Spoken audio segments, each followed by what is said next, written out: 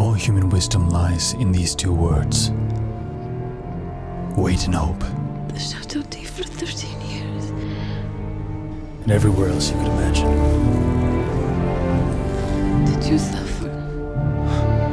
I'm not the only man who started out with such promise. Edmond Dantes, captain of the Pharaon, now captain of nothing. You are richer than any man I have ever known. What do you want to buy? A man washes ashore, battle-worn and weary. He's not the boy full of promise. Kings to you, Fernand. How did I escape? With difficulty.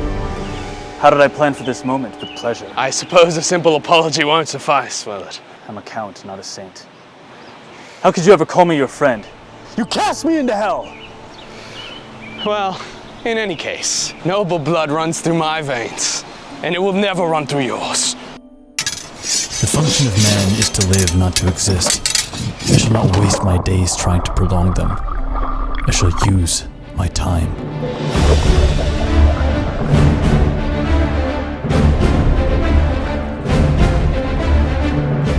Why do we so often feel like we're wasting our lives? I used to think that I was the only person who suffered from this condition ever since my late teens. I would occasionally fall into this malaise, this sadness, this feeling of dread, like, I don't know, I'm not doing enough, but I don't know exactly what I should be doing. It's like you're worried that there is another timeline version of you, like an alternate reality, where you're much more perfect, you're much more in line with your ideals, and so that version of you has done more of the right things, and they haven't let these goals, these ambitions, these experiences slip through the cracks. Whereas you have, because you're human, you're less than perfect, and you've messed up. For this video, I became curious if I could get rid of that feeling for 2 weeks and instead feel a deep sense of accomplishment. So I sat down one day and I journaled, like, why do I sometimes feel like I haven't done enough? And I have to acknowledge that one of my biggest bottlenecks to this feeling of accomplishment is me not following through on a long-held ambition of mine.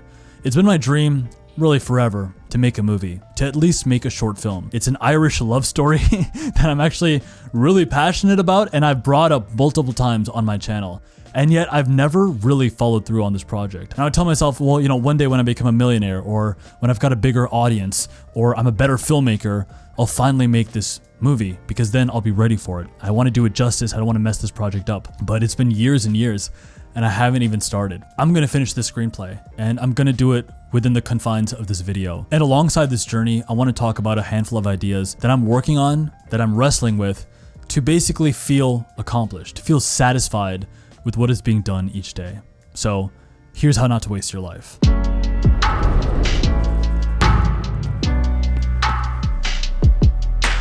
The first idea that I find very interesting or useful is actually testosterone. I often find it easy to start wrestling with what I'm working on through my physiology.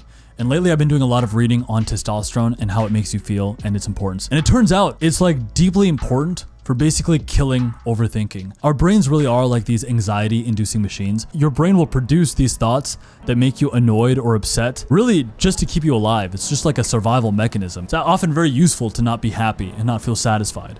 And so our brains are constantly producing these thoughts that really aren't necessary. And as I reflected, I realized the times in my life where I felt most satisfied with myself, satisfied with my progress, is when I've just been really energetically rich, when I felt charged up. If you want it, you got it.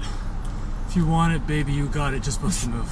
When your testosterone levels are high, it's like you feel this immediate hunger for life itself. You feel like you're on the hunt. And so you find yourself not reflecting that much. It's like when I feel really juicy and alive and energetic and alpha, it's just like that aggression is racing through me. I feel like this sense of just vitality oozing through me. I don't really worry about where I've been. I just focus on like this immediate hunt, the game of life that is before me. And so I've actually been working really hard on a handful of protocols and trying to follow them more consistently to feel more immediate in life. And the things that I've been practicing are eating 4 eggs every night, having a tablet of cod liver oil in the morning and in the evening, trying to get 7 to 8 hours of sleep every single night, spending an hour shirtless in the sun because I realized that your vitamin D production actually has a huge effect on how much testosterone you produce. And then lastly, working in public places, literally being out and about in public. In fact, many of the times where I've taken my shirt off to try to get like more sun on me and get more vitamin D, it's been in public places in this last season of my life. And it feels kind of funny because I have a relatively okay physique now, which is a very new thing. So I feel kind of uncomfortable with like just presenting myself. But when you put yourself in public places, and especially when you put yourself in the company of other people who are also working on goals, it does invoke a sense of competition in you, and it does make you feel like you need to be present for life. You need to be presentable in life. Because the first place to start when it comes to killing overthinking or killing like any sort of regret, any kind of malaise you feel, it isn't actually with your thoughts. You can't outthink the thoughts you're thinking. Really, the place to start is with your physiology. Principle 2 is to ask yourself, what bubble would be easy to burst? I like to think about goals as little bubbles or little spheres of energy. And some bubbles are much tighter, much harder than others. So for instance, maybe you want to direct a feature film with a budget of $100 million. You know, the mid-budget drama is something that I would love to do. Now that goal, that little sphere of energy is very tight. It's like this deeply pressurized circle of just like granite or marble or stone. It just will not swell open and burst because I'm nowhere near that goal. And so it's not at all achievable for me based off my current skill set and experience. But there are always goals in your life that are accessible. They're like the low-hanging fruit goals that you could go after that would still be interesting. So one thing I've noticed of late is that my weighted chin-up is going really well. I'm finally no longer in a calorie deficit. I'm resuming a bulk. So my energy and my strength has slowly been increasing. And in fact, in the last week, I added 10 pounds to my weighted chin-up. So I came up with this goal of actually working towards a 75-pound weighted chin-up for 5 reps. It's not like crazy strength, but 75 pounds is a relatively respectable amount of weight to be pulling off the ground, you know? And my confidence in being able to achieve that goal is very high. And so if I add that pressure, you know, by August, I can hit this goal and cause that bubble to burst. And what happens when you achieve a goal that is achievable, when you follow through on some objective that may not be the main objective, the thing you want the most, but it's still possible, it creates like a circle of energy, like this little mini explosion onto all the goals that are right next to it. And so what does a 75-pound weighted chin-up mean? Well, it signifies a little bit more strength. Maybe my upper body would be slightly more powerful. Maybe my back, my biceps would look slightly better, slightly more defined. Is that going to change my life? No, but it's going to allow some bubble right next to it to be slightly more achievable. It's like that energy bounces into the next bubble, that next little ball of energy, and causes those balls to expand a little bit. And so you slowly find yourself working towards your main goal. But when I feel stuck, or especially if I feel like the regret of wasted time, I sort of come back to this idea of saying, okay, damn, maybe I did lose some years of my life. Maybe some stuff isn't possible, but you know what? I can at least get a 75-pound weighted chin-up. Sure, it's not as cool as making a movie, but damn, it's something, and something I can definitively do. I often feel this way with a lot of my YouTube coaching clients because a big part of my business model and just life these days is working with other creators to grow their YouTube channels. Oftentimes, their biggest goal is growing their channel. But I usually tell them, like, trying to grow your YouTube channel directly and setting that as a goal is kind of like trying to date the hottest girl you can possibly think of. Like, you could pursue the girl directly, but it's a lot easier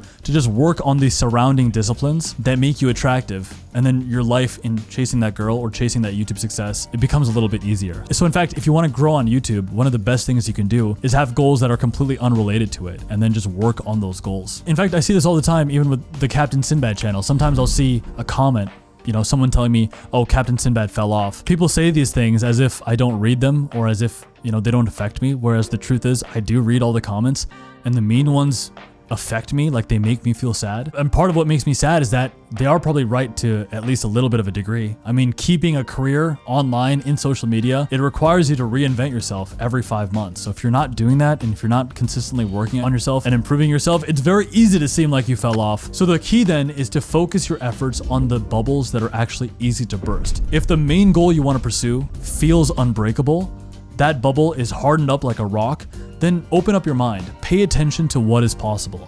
That might be a fitness goal, it could be creative, it could be social, it could be any number of things. In fact, I would invite you to pause this video and reflect on what bubble you could possibly burst right now. You know, what goal is achievable? It may not be the most exciting thing, but what's achievable? When you achieve what is possible, that creates a burst of energy that just loosens up all your other goals. Principle 3, 10x is easier than 2x.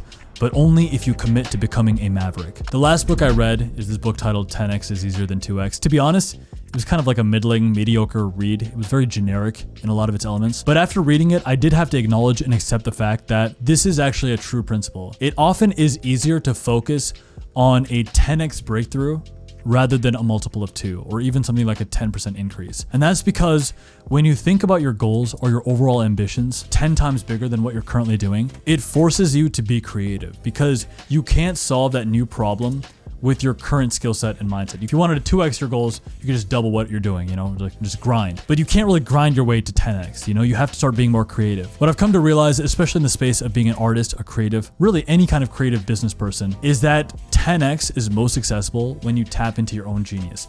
And I genuinely do believe that a lot of people have this genius inside them. I mean, creativity is nothing more or less than synergizing things that maybe are unrelated or shouldn't make sense together. But in your creative mind, you're able to combine various ideas into something new. It's very hard to recognize and then finally act on your own genius, but it is that genius within you that could lead to 10x results. And I created my own 4-step model on how to tap into your own genius, your own sense of being a maverick. It's called ERT, because it's not that elegant, okay? So the first idea is to eliminate. Going for 10x requires letting go of 80% of your current life, going all in on the crucial 20% that's relevant and high impact.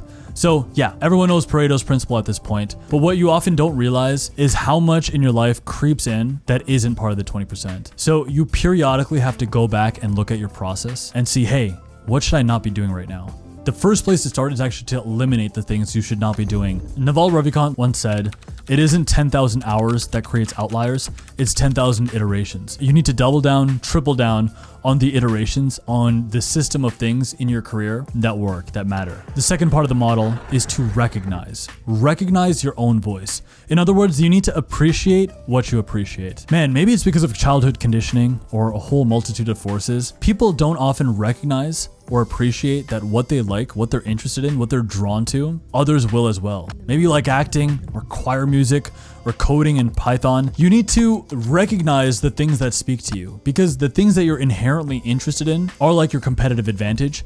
They're your area of focus where you can actually have an impact. So the only way to stand out or become indispensable is to be different. You need to pay attention to the things you like. Pay attention to the things that you find valuable. The third idea then is to revise. James Clear once said, "The difference between good and great is often an extra round of revision." The person who looks things over a second time will appear smarter or more talented, but actually is just polishing things just a bit more. Take the time to get it right. Revise it one extra time. It's at this point that I want to take a quick pause to talk about the Captains in Bed YouTuber Coaching Academy. I bring this up now because script writing and revising your scripts is one of the most important aspects of the content creation process, but most creators don't actually spend that much time on their scripts. In fact, many creators who are even big, who are successful, have reached out to me, and when I've looked at their channels, I can see and acknowledge that they rush through so many elements of the creation process that are deeply important. If you're someone who's a YouTuber, how much time do you spend writing words that matter, writing scripts that matter? How emotionally connected, authentic, precise, accurate, and true are your scripts?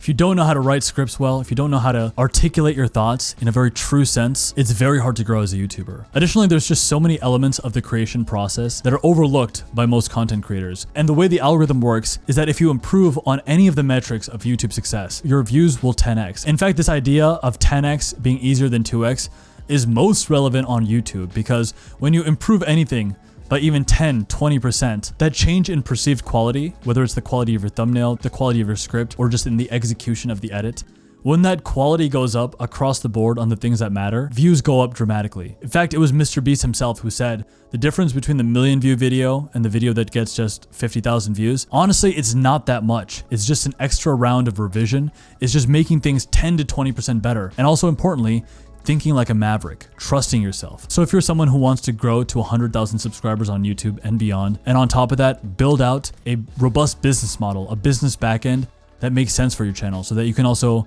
basically become a full-time YouTuber, a full-time content creator, make a great living off the platform, sharing your own ideas and experiences. There's an application form in the description box. You can apply for coaching with me today. It is a very selective process. We only take on 10 to 12 people per cohort of the academy, so we actually are not able to let everyone in. But the number one quality that we look for when people apply is just that desire to grow. The people who have gone through my program in the past, who have just been the most consistent and most desirous for YouTube success, they work on their channel day in and day out, even if it's just 60 to 90 minutes. Those people do eventually get great views and great results. The final idea in this model, the ERT model, is trust. Trust that your hunches, the things that speak to you, will also speak to other people. Believe that the things you like, the things you find valuable, other people will find the execution of that valuable as well. And then most importantly, trust yourself when you make a plan around that model. So for instance, for me, every Sunday I get on a group call with my entire team. My business partner, our operations manager, my videographer, my second shooter, and our locations manager. Ultimately, it's a team of 6, including Thomas, and at the forefront of everyone is me. It's a lot of fucking pressure, honestly, you know, like having all these people who revolve their weeks around what I say. I often feel very nervous. And I was talking to my business partner Manoj about this the other day. I only know what I'm doing around 30 to 40%. I am 30 to 40% sure of the path ahead. But when I make plans with my team, I speak as if I am 100% confident. I speak as if the timeline I give, the things I'm going to execute on, what we're working on, what clients we're taking on, even the loose trajectory for the company for the next 5 months, I speak as if I know exactly what I need to do and what I need to do with the team, even though I don't. I'm pretending based off what I know today, and I am moving forward with the plan based off what I know, and I am just faking this utter confidence. Now you might say, well, you should get more confident, you know, you should get more clarity, get more assuredness. But the nature of doing new work or pursuing new goals is that the landscape ahead of you is always a little bit foggy. Even with the screenplay, for instance, I don't even know if I'm that good. That's one fear I have. I don't know if I'm a good director. I don't know if I actually have any talent when it comes to writing stories and bringing something bigger budget to an audience. It might just be that I end up wasting $20,000 or $30,000 making this thing that ends up being terrible. In fact, I have a fear that that is exactly what is going to happen. But if you have an instinct, your best bet is to trust yourself with it. The last idea is you should write often. You might not realize that you are currently in the middle of a breakthrough. The nature of our lives, and especially for anyone who lives with any sense of ambition, is that you always end up looking ahead. And so you're always looking out into this further trajectory, and you never really stop to reflect on who you are today. It's honestly one of the reasons why successful people become successful. You know, it's as Alex Hormozi once said, if he wants something, he's basically making a pact with himself to be miserable until that thing is accomplished. But it is only when I write and I reflect on my writing that I realize, oh, I've actually been in the middle of a breakthrough all this time, but because I've been so forward thinking, I didn't even realize it. For example, today, I feel, you know, relatively financially mediocre. Like I feel financially kind of like whatever, successful, but not that successful. And if I compare myself now compared to me just a couple of years ago, I'm in a dramatically better financial position. Tim Ferriss once said, writing is the cheapest form of therapy. Sometimes we just need to put the word to the page to recognize how far we have come, to reconsider what we believe in, and to forge a bold and bloody path forward. For my own part, I'm making the decision. Even though I'm not fully confident, I am deciding that my path forward lies with cinema. It lies with filmmaking, lies with storytelling. Regardless of my own doubts or insecurities, especially with this screenplay, whether or not it hits, I'm gonna make this movie. Like, I'm going to make my movie that I've been dreaming about for years and years. I'm gonna make it this year. You're gonna see me get it done in the next 5 months. And for those of us who continue to bring the narrative of our lives to its next impressive chapter, to us I say, greatness is coming.